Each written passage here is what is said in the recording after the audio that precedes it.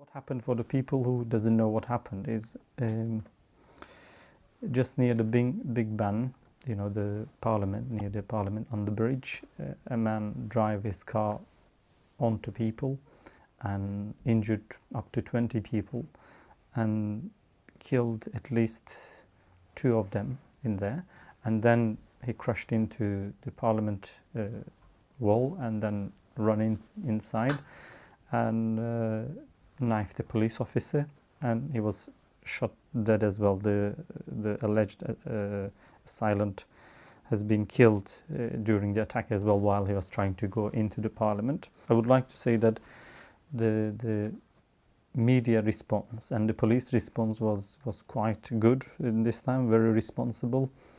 We have seen that Britain was prepared for all sorts of troubles. The identity of the assailant not revealed to us yet. The attacker used a car and a knife, a kitchen knife probably, so which shows a new kind of threat. It doesn't require much logistics, and it actually is quite easy to obtain and do this.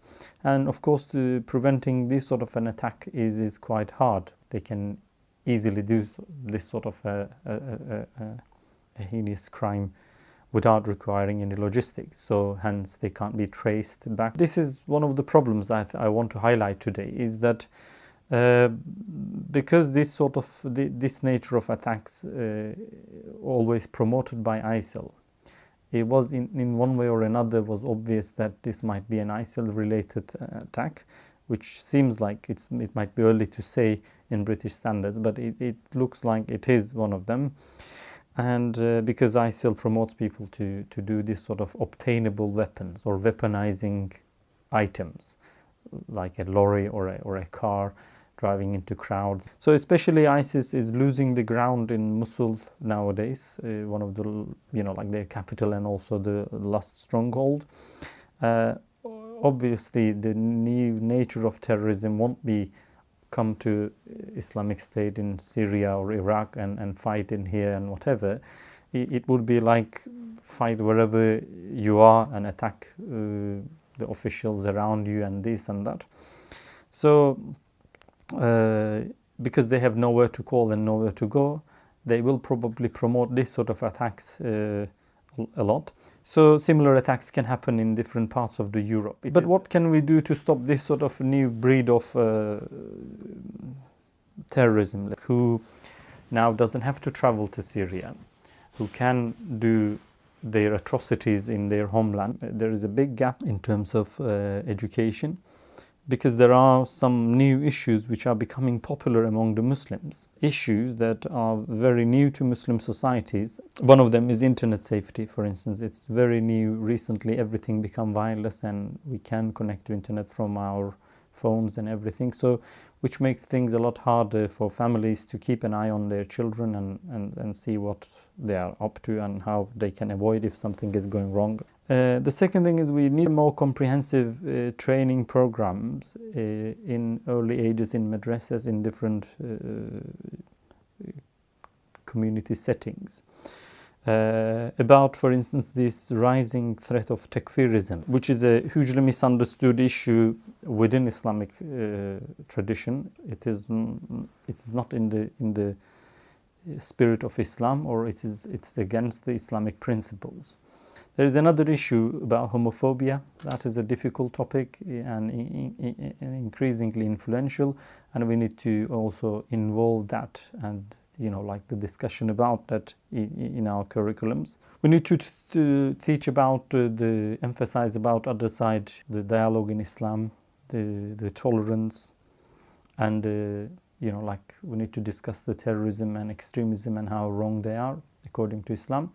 Because what happened is, like for instance, terrorism become accepted as a norm among the Muslims, almost, like as a way of struggle, at least among the minority of some Muslims, and that is not true. That is a recent modern phenomena. It's after colonization this sort of ideology finds its way within the Islamic roots. Now it is accepted as if it is a norm.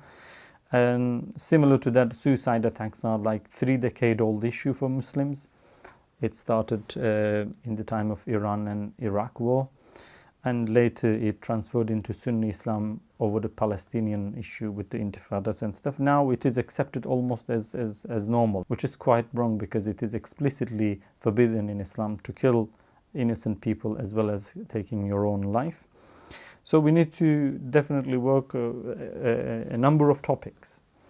For that reason, we created a Dialogue in Islam course where we actually talk about, like the what Quran teaches about engaging with others, non-believers and Christians and Jews and disbelievers and atheists.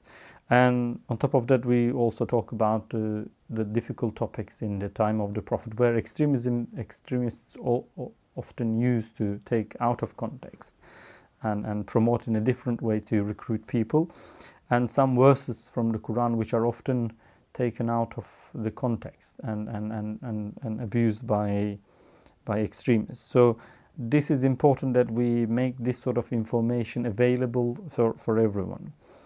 Also, we have to update, the policy, especially the prevent policy, which was relatively a successful policy. You can say with all its failures, but it also caused a lot of problem, a lot of animosity. It had almost a toxic brand for itself among the Muslims, because it approached the Muslims in a way as people who can potentially become terrorists.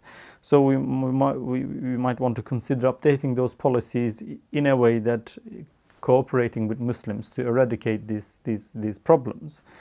One other thing is media has to take more responsibility, especially in terms of who they are promoting. Media has a tendency to promote certain extremist little minorities and magnify them so much, and for that reason they become almost the biggest brand within the